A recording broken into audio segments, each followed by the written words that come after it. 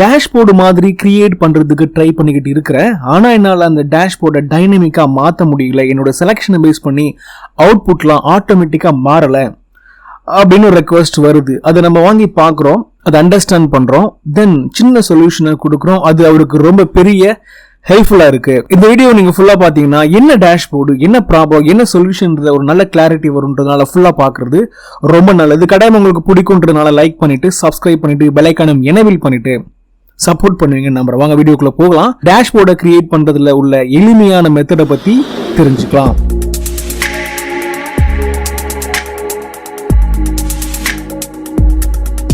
Okay, இந்த XL தான் நமக்கு வந்த எக்ஸல். டேட்டாவை நான் மாத்திருக்கேன், கான்ஃபிடென்ஷியாலிட்டிக்காக நான் மாத்திருக்கேன். ஏன்னா இஷ்யூ வந்துடக்கூடாதுன்றதுனால மாத்தி உங்களுக்கு நான் ப்ரெசென்ட் பண்ணிட்டு இருக்கேன். இந்த இடத்துல இந்த டிராப் டவுனை நான் செலக்ட் பண்ணும்போது எக்ஸ்பெக்டேஷன் என்னன்னா செலக்ட் பண்ணோன்னு இதெல்லாம் மாறணும், ஆனா மாறல. ஏன் அப்படின்னா இந்த கரண்ட் அப்படின்றது பாத்தீங்கன்னா இந்த நிறைய டேப்ல ஒன் ஆஃப் த டேப்ஸ். ஓகேவா, இந்த டேப்ல இருந்து இந்த இடத்துல டேட்டாவை நம்ம கொண்டு வரணும். அப்போ இதை செலக்ட் பண்ணும்போது நம்மளோட எக்ஸ்பெக்டேஷன் வந்து இந்த ரெலவெண்டான டேப்ல இருக்கிற டேட்டாவை இங்க கொண்டு வரணும்ன்றது தான். பட் இதுல பயன்படுத்தப்பட்ட சிம்பிளான ஃபார்முலா வச்சு அதை நம்ம பண்ண முடியல. நம்ம கொடுத்த சொல்யூஷன் எப்படி இருந்துச்சு அப்படின்னா இங்க பாத்தீங்கன்னா தெரியும், லெஃப்ட் ஹேண்ட் சைட்ல டிராப் டவுனை நீங்க செலக்ட் பண்ணீங்கன்னா இந்த டேட்டாவெல்லாம் மாறுறது உங்க கண்ணில் தெரியுது. எப்படி பண்ணிருக்கோன்றத நான் எக்ஸ்பிளைன் பண்ணுவேன். இந்த மாதிரி அவர் கொடுத்த அவுட்புட்டை நம்ம இந்த மாதிரி மாத்தி கொடுத்துருக்கோம், சப்போர்ட் பண்ணியிருக்கோம். இந்த இடத்துல என்ன சப்போர்ட் பண்ணுன்றதை நான் உங்களுக்கு புரிய வைக்கிறதுக்கு ட்ரை பண்றேன்.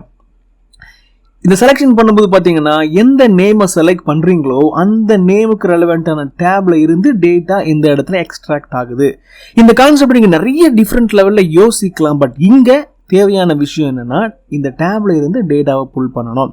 இதை கன்சாலிடேட் பண்ணி அதுக்கப்புறம் வேற லெவல்ல நம்ம அதை கொண்டு போகலாமேன்னு தோணலாம். பட் எக்ஸ்பெக்டேஷன் டேப்ல இருந்து டேட்டாவை புல் பண்றது மட்டும்தான்றதுனால அதுக்கு என்ன ஈஸியான சொல்யூஷன் பார்க்கலாம். இந்த எக்ஸல்ல நம்ம ஒர்க் பண்ண போறோம். இது நம்ம ஒர்க் அவுட் பண்ணி கொடுத்தது நான் க்ளோஸ் பண்ணிடுறேன். இதை நான் மேக்ஸிமைஸ் பண்றேன். இதுல தான் நம்ம இப்போ ஒர்க் பண்ண போறோம். இந்த கான்செப்டை யோசிக்கும் போது உங்களுக்கு என்ன தோணும் அப்படின்னா மல்டிபிள் டேப் இருக்கிறதுனால இந்த இடத்துல எதை செலக்ட் பண்றாங்களோ அதை பேஸ் பண்ணி if Prabha is selected, take the data from Prabhas tab. அந்த மாதிரி நீங்க if கண்டிஷனை போட்டு nested if-ஆ நீங்க கன்ஸ்ட்ரக்ட் பண்ணி அவுட்புட்டை கொண்டு வரலாம். ஆனா இந்த டிராப் டவுன்ல நிறைய லிஸ்ட் ஆஃப் வேல்யூ இருக்குன்னு வச்சுக்கோங்களேன். இப்போ ஒரு 5-6 லிஸ்ட் ஆஃப் வேல்யூ இருக்கு. ஸோ 5-6 நெஸ்டட் ஃபார்முலா போட்டு நீங்க மேனேஜ் பண்ணிடுவீங்க, if ஃபார்முலா போட்டு மேனேஜ் பண்ணிடுவீங்க. பட் நிறைய இருக்கிற பட்சத்தில் if ஃபார்முலாவை நீங்க எவ்வளவுதான் பெருசா போடுவீங்க, ரைட்டா, கஷ்டம் இல்லையா? அப்போ ரொம்ப சிம்பிளான ஒரு சொல்யூஷன் இருக்கு. That is called indirect formula. இன்டைரக்ட்ன்ற ஃபார்முலாவை நிறைய பேர் தெரிஞ்சுக்கவே யோசிப்போம். ரொம்ப அருமையான ரொம்ப சிம்பிளான அவுட்புட் அது கொடுக்கும். ஃபார்முலா என்னமோ சின்னதுதான், பட் அவுட்புட் ரொம்ப பெருசு. இந்த அவுட்புட் அவர் கொடுக்கும்போது ரொம்ப சந்தோஷப்பட்டாரு, ரொம்ப சஃபிஷியண்டா இருக்குன்னு சொன்னாரு. ஓகே, பேசிக்கிட்டே இருக்காம வேலையை பண்ணலாம். இந்த இடத்துல நான் செலக்ட் பண்ணும்போது என்னோட செலக்ஷனை பேஸ் பண்ணி ரெலவென்ட் டேப்ல இருந்து டேட்டா புல் ஆகணும். இந்த இடத்துல நம்ம போட்டிருக்க ஃபார்முலா, அவர் கொடுத்த ஃபார்முலா வெறும் ஈக்குவல் டு பிரபான்ற ஃபார்முலா தான். விச் மீன்ஸ் டைரக்டாவே பிரபான்ற டேப்ல ரெஃபர் பண்ணப்பட்டு இருக்கு. அப்போ கட்டாயமா நீங்க இதுல எதை மாத்தினாலுமே இதெல்லாம் மாறாதுதான் இல்லையா? பாத்தீங்களா, எல்லா இடத்துலயுமே பிரபான்ற டேப்ல இருந்தா ரெஃபரன்ஸ் இருக்கு. அப்போ இதை மாத்தினாலும் பிரயோஜனம் இல்லை. அப்போ என்ன பண்ணலாம், இந்த ரெஃபரன்ஸை இந்த இடத்துல லிங்க் எதையாவது பண்ணி மாற்றும் போது தான் அந்த ரெலவெண்டான டேப்ல இருந்து டேட்டாவை எடுக்க முடியும். ஒரு பேசிக் அண்டர்ஸ்டாண்டிங். அது எப்படி பண்ணலாம் அப்படின்னா இந்த ரெஃபரன்ஸை நமக்கு கொடுக்க போறோம். அதுதான் ஒரே ஒரு சொல்யூஷன். என்ன பண்றது கவனிங்க. இந்த ரெஃபரன்ஸை, இந்த டேட்டாவை அந்த ஃபார்முலாவை நான் காப்பி பண்ணி இந்த இடத்துல பேஸ்ட் பண்ணிடுறேன். சிங்கிள் கொட்டேஷனை கீ பண்ணிட்டு பேஸ்ட் பண்றதுனால இது ஒரு டெக்ஸ்டாவே இருக்கும். ஃபார்முலா மாதிரி எக்ஸிக்யூட் ஆகுது, உங்களுடைய ரெஃபரன்ஸுக்கு இருக்கட்டும். ஏன்னா இதை பார்க்கும்போது உங்களுக்கு என்ன புரியணும்னா ஃபார்முலாவுடைய ஸ்ட்ரக்சர் ஆர் லிங்க்குடைய ஸ்ட்ரக்சர் எப்படி இருக்குன்றது புரியணும். பிரபான்ற டேப் நேம் வந்திருக்கு, அப்புறம் எக்ஸ்க்ளமேட்டரி மார்க் சிம்பிள் வந்திருக்கு, தென் B2ன்ற செல் ரெஃபரன்ஸ் வந்திருக்கு. இப்படிதான் ஒரு ப்ராப்பரான செல் ரெஃபரன்ஸ் இருக்கும். இது எல்லாமே ஒரே நேம் இல்லையா, பிரபான்னு இருக்கு, ஸ்பேஸே இல்லைல்ல. ஒருவேளை ஸ்பேஸ் இருந்துச்சுன்னா இன்னும் ஒரு டிஃபிகல்ட்டி இருக்கும். இதை இப்படி டைரக்டா நீங்க கன்ஸ்ட்ரக்ட் பண்ண முடியாது. சிங்கிள் கொட்டேஷன்லாம் ஒரு சில விஷயங்கள் பண்ண வேண்டியது இருக்கும். ஒருவேளை அந்த மாதிரி நீட் இருந்தா கான்டாக்ட் பண்ணுங்க, சப்போர்ட் பண்ண ட்ரை பண்ணுவோம். இப்போ அருமையான நேம் இருக்கு, ஒரே ஒரு நேம் பிரபான்ற ஒரே ஒரு நேம் தான் இருக்கு. Prabha space Karan, Prabhas MS office, டிஃப்ரெண்டா இல்லை, எல்லாமே ஒரே ஒரு நேம்ஸ் அப்படின்றதுனால டைரக்டா இந்த ஃபார்மேட்ல நீங்க ரெஃபரன்ஸை டிஃபைன் பண்ண போறீங்க. என்ன பண்றதுன்னு பார்க்கலாம். இதுல உள்ள ரெஃபரன்ஸை ஆர் எக்ஸிஸ்டிங் லிங்க் நான் டெலீட் பண்றேன். ஈக்குவல் டு போட்டு இன்டைரக்ட் அப்படின்ற ஃபார்முலாவை தான் போட போறோம்னு சொல்லிட்டோம் இல்லையா? எப்படி போட போறோம்னு பார்க்கலாம். இன்டைரக்ட் இன்டெரக்டாக போட்டுட்டோம். இந்த இடத்துல நான்சின்னு இருந்தால் இங்கே நான்சின்னு ரெஃபர் பண்ண போகிறோம். அப்படி பண்ணும்போது என்ன ஆக போகுதுன்னா நான்சின்ற டேப்ல இருந்து டேட்டாவை புல் பண்ணணும். அதுக்கு என்ன பண்ணலாம் அப்படின்னா இதை செலக்ட் பண்ணுவோம். முதல்ல B2 நம்ம செலக்ட் பண்ணியாச்சு. அப்போ இந்த இடத்துல சேஞ்சஸ் நடந்துச்சுன்னா ட்ராப் டவுன் அப்ளை ஆச்சுன்னா அது ரெலவெண்ட்டான டேட்டாவை இது எடுத்துக்கும். அதுக்கப்புறம் இந்த எக்ஸ்க்ளமேட்டரி மார்க்கை நம்ம கொண்டு வர்றதுக்காக அண்ட் போட்டுட்டு டபுள் கொட்டேஷனில் எக்ஸ்க்ளமேட்டரி மார்க்கை ஆட் பண்ணுவோம். ஆட் பண்ணியாச்சா? அதுக்கப்புறம் டைரெக்டாக நான் B2வை ஆட் பண்ணுறேன். விச் மீன்ஸ் ஆட் பண்ணி எப்படி எக்ஸிக்யூட் ஆகுதுன்னு காமிக்க போகிறேன். தென் கொட்டேஷனையும் போட்டு நான் என்டர் பண்ணி முடிக்கிறேன். ஒரு வேல்யூ வந்திருக்கு. நம்ம போட்ட சின்ன ஃபார்முலா என்னமோ அவுட்புட்டை கொடுத்துருக்கு. இப்போ இது கரெக்டாக தான் கொடுக்குதான்னு செக் பண்ணி பார்க்கலாம். பிரபாவை செலக்ட் பண்ணும்போது பிரபாக்கு ரெலவெண்ட்டான டேட்டாவை இது கொடுக்குதான்னு பார்க்கலாம். எஸ், ஏதோ மாறிச்சு. ஸோ பிரபான்ற டேப்பில் Q1 2010க்கு ரெலவெண்ட்டாக 88 இருக்குன்ற ஒரு ஹிண்ட்டை கொடுத்துருக்கு. செக் பண்ணிவிடுவோமா? எஸ், 88 தான் இருக்குது. நல்ல விஷயம். இதை நான் திருப்பி சேஞ்ச் பண்ணும்போது அது மாறுதான்னு செக் பண்ணுவோம். பிரகாஷை செலக்ட் பண்ணும்போது 97 வந்திருக்கு. பிரகாஷை செலக்ட் பண்ணி 97 தான் வந்திருக்குன்னு கன்ஃபார்ம் பண்ணிட்டோம். Which is good. இப்போ இந்த சேஞ்சஸ் பண்ணால் போதுமானா போதாது. இதை அப்படியே நீங்கள் காப்பி பண்ணி இங்கே பேஸ்ட் பண்ணாலும் அதுக்கப்புறம் மேனுவலாக எடிட் பண்ணி ஃபார்முலாவை கஸ்டமைஸ் பண்ணாலுமே ஃபார்முலா ரொம்ப சஃபிஷியண்ட்டாக இருக்காது, டைனமிக்காக இருக்காது. எக்ஸாம்பிள், நம்ம இதில் என்ன பண்ணியிருக்கோம்னா ஒரு ரெஃபரன்ஸ் யூஸ் பண்ணியிருக்கோம். இந்த ரெஃபரன்ஸ் நம்ம லாக் பண்ணணும். அப்போ தான் இந்த ஃபார்முலாவை பக்கத்தில் மூவ் பண்ணும்போது இந்த ரெஃபரன்ஸ் மாறாமல் இந்த ரேஞ்சை இந்த டேட்டாவை இந்த செல்லை செலக்ட் பண்ணிக்கிட்டு இருக்குன்றதுனால நம்ம லாக் பண்ணிட்டோம். செலக்ட் பண்ணி F4 ப்ரெஸ் பண்ணியிருக்கோம், லாக் ஆகிடுச்சு. அதுக்கப்புறம் இந்த B2ன்றது இந்த காலம்க்கு தேவையான டேட்டா இருக்கிற இடம். அப்படி தான் இந்த இடத்துல பார்த்தீங்கன்னா B2வில் தான் Q1ஓட டேட்டா இருக்குது. அதனால இந்த இடத்துல B2 நம்ம என்ன பண்ணியிருக்கோம், கொடுத்துருக்கோம். இங்கே வரும்போது அது C2வாக மாறும், இங்கே வரும்போது D2வாக மாறும், இங்கே E2வாக மாறும். அதுக்கப்புறம் கீழே வரும்போது B3ஆக மாறும், B4ஆக மாறும்னு அந்த ஃபார்முலா டைனமிக்காக மாறணும். ரைட்டாக? இந்த ரெஃபரன்ஸ் மாறணும், இந்த ரெஃபரன்ஸ் மாற வேண்டாம், பட் இது மாறணும். அதை டைனமிக்காக பண்ணால் தான் அதுக்கப்புறம் நம்ம இந்த ஃபார்முலாவை காப்பி பண்ணி அப்படியே பேஸ்ட் பண்ணிக்க முடியும். எல்லா இடத்துலையும் இந்த அவுட்புட் கொடுக்க ஆரம்பிக்கும். அது நம்ம பண்ணுறது ரொம்ப முக்கியம். அது எப்படி பண்ணலாம் அப்படின்னா இந்த B2வை நம்ம டைனமிக்காக மாற்றுறதுக்கான வேலையை ஸ்டார்ட் பண்ண போகிறோம். Bன்ற காலம் ரெஃபரன்ஸையும் 2ன்ற ரோ ரெஃபரன்ஸையும் மாற்றுறதுக்கு நான் என்ன பண்ண போகிறேன் அப்படின்னா ரோன்ற ஒரு ஃபார்முலாவை யூஸ் பண்ண போகிறேன். இது ரோ நம்பரை டைனமிக்காக மாற்றுறதுக்கு ஹெல்ப்ஃபுல்லாக இருக்கும். 3ன்ற அவுட்புட் வந்திருக்கு இந்த ரோன்ற ஃபார்முலாவை போட்ட உடனே. ஏன்னா இது 3வது ரோவில் இருக்குது. ஸோ 3 அவுட்புட்டை கொடுத்துருக்கு. அதே மாதிரியே இந்த இடத்துல Bன்ற ரெஃபரன்ஸ் தான் வேணும், வரணும்.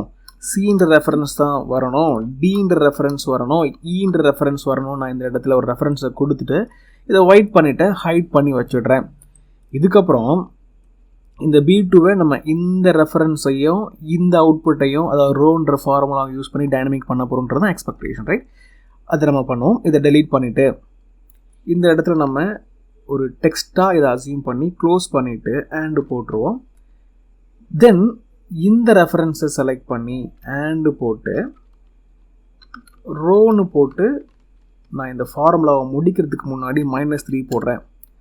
அவுட்புட் கரெக்டாக வந்துருச்சு. ஏன்னா நான் ஆல்ரெடி இதை போட்டு பார்த்துருக்கேன் இல்லையா, அவங்களுக்கு கைட் பண்ணும்போது நான் பண்ணேன். அதனால் கரெக்டாக வருது. ஏன் இந்த இடத்துல 3 போட்டிருக்கோம் அப்படின்னா இந்த ரோன்ற அவுட்புட் லாஜிக்கலி இந்த இடத்துல 5ன்ற நம்பரை தான் கொடுக்கும். பட் நமக்கு இந்த இடத்துல 2ன்ற அவுட்புட்டு கொடுக்கணும் இல்லையா. இந்த இடத்துல உங்களுக்கு நான் காப்பி பண்ணி பேஸ்ட் பண்ணதுக்கான காரணம் அதுதான். இந்த இடத்துல B2வை தான் இதை ரெஃபர் பண்ணணும். ஸோ Bயை ரெஃபர் பண்ணுறதுக்கு நம்ம இந்த இடத்துல B போட்டிருக்கோம். அதை ரெஃபர் பண்ணும்போது Bன்ற ரெஃபரன்ஸை இது எடுத்து இன்டைரக்ட் அது ஒரு ரெஃபரன்ஸாக ப்ராப்பரான ரெஃபரன்ஸாக கன்வெர்ட் பண்ணி கொடுக்கும். பட் Bக்கு அப்புறம் 2 தான் வரணுன்றதுனால ரோவை போட்டு 5 வந்துடும்ன்றதுனால அதை நம்ம 3 போட்டு மைனஸ் பண்ணதுனால இது 2ன்ற அவுட்புட்டை கொடுக்க ட்ரை பண்ணோம். புரியும் நம்புகிறேன்.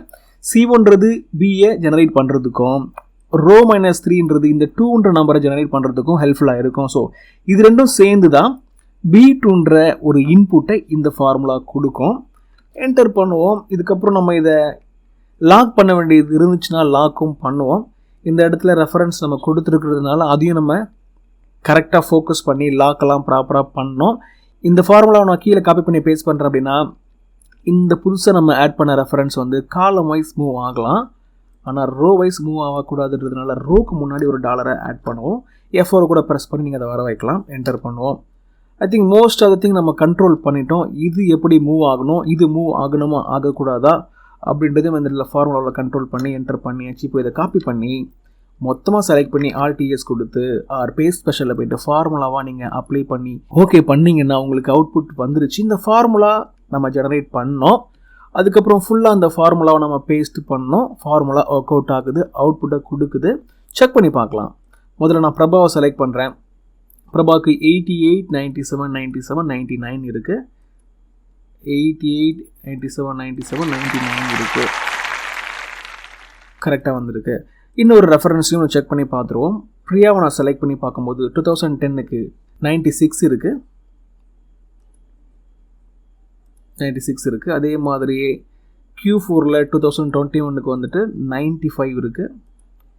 எஸ் 95 தான் இருக்குது. பேசிக்கலி என்ன பண்ணுறது அப்படின்னா, இந்த இடத்துல நீங்கள் செலக்ட் பண்ணுற இந்த செலெக்ஷனை பேஸ் பண்ணி அதை ஒரு ரெஃபரன்ஸாக இது கன்வெர்ட் பண்ணி கொடுக்குது இந்த இன்டைரக்ட் ஃபார்முலா. அதுக்கு தான் நம்ம இவ்வளோ கஸ்டமைசேஷன் பண்ணியிருக்கோம். திங்க் அபவுட் இது எல்லாமே நீங்கள் இஃப் கண்டிஷன் மூலமாக போட்டு ஒரு ரெஃபரன்ஸையும் இஃப் கண்டிஷனில் இஃப் கரன் அப்படின்னா இங்கே செலக்ட் பண்ணணும், இஃப் மேத்யூனா இங்கே செலக்ட் பண்ணணும். நீங்கள் இதை டெவலப் பண்ணிக்கிட்டே போகலாம். But the takes lot of time. பெரிய ஃபார்முலாவாக இருக்குன்றதுனால இந்த குட்டி ஃபார்முலாவை டெவலப் பண்ணுறதுல உள்ள இம்பார்ட்டன்ஸை புரிஞ்சுக்கோங்க. இதை டெவலப் பண்ணுறதுக்கான புரிதலை வளர்த்துக்கோங்க. எப்படி பண்ணியிருக்காங்க, எப்படி ஒர்க் ஆகுதுன்றதை புரிஞ்சுக்கிட்டு இதை நீங்கள் ப்ராக்டிஸ் பண்ணி வச்சுக்கிட்டிங்கன்னா சின்ன டேஷ்போர்ட் இந்த மாதிரியான டேஷ்போர்டாக நீங்கள் க்ரியேட் பண்ண முடியும். இதை டெம்ப்ளேட் மாதிரி நீங்கள் டிசைன் பண்ணுறதுக்கு கஷ்டமாக இருக்கும். பட் பண்ணிட்டீங்கன்னா நிறைய பேர் இதை ஈஸியாக யூஸ் பண்ணிக்க முடியும். இந்த இடத்துல டேட்டா அப்டேட் பண்ணுவாங்க. பண்ணி முடிச்சதுக்கப்புறம் இந்த இடத்துல வந்து செலக்ட் பண்ணி அதை ஒரு டேஷ்போர்டு மாதிரி பார்த்துக்கலாம். மேனேஜ்மெண்ட் பீப்புளுக்குலாம் அது தேவைப்படும். அவங்க என்ன பண்ணுவாங்க, ஒரு மீட்டிங்கில் உட்காந்துருக்கும்போது பேசுவாங்க யார்கிட்டயே. அப்போ இந்த பர்சனுடைய பர்ஃபார்மன்ஸ் எப்படி இருக்குன்றதை செலக்ட் பண்ணி பார்த்துக்கலாம். ஒரு அண்டர்ஸ்டாண்டிங் வரலாம். மீட்டிங்கில் ப்ரிப்பரேஷன் பண்ணிக்கிட்டு போகிறதுக்கு இன்ஸ்டண்ட்டாக ஒரு ஐடியாவை கேதர் பண்ணுறதுக்கு இந்த மாதிரியான டேஷ்போர்ட்லாம் பயங்கரமாக ஹெல்ப்ஃபுல்லாக இருக்கும். ஸோ கட்டாயமாக இது உங்களுக்கு பயன்படும் நினைக்கிறேன், பயன்படும் நம்புகிறேன். ப்ராக்டிஸ் பண்ணி பார்க்குறதுக்கும் உகந்த மாதிரி இது ப்ராக்டிஸ் பண்ணுற அந்த யூஷுவல் லொக்கேஷன்லேயே இது இருக்கும். எடுத்து நீங்கள் ப்ராக்டிஸ் பண்ணலாம், மற்றவங்ககிட்டையும் ஷேர் பண்ணலாம். இந்த மாதிரி டேஷ்போர்ட்லாம் க்ரியேட் பண்ண முடியும். இன்டெரக்ட்ன்ற ஒரு ஃபார்முலா தெரிஞ்சால் போதும். இந்த கான்செப்டை யூஸ் பண்ணி நம்ம டேஷ்போர்டை க்ரியேட் பண்ணிடலான்ற ஐடியாவை கொடுங்க. நீங்களும் ப்ராக்டிஸ் பண்ணி பாருங்கள். கட்டாயமாக பண்ணுவீங்க நம்புகிறேன். See you in the next video. Thanks for watching.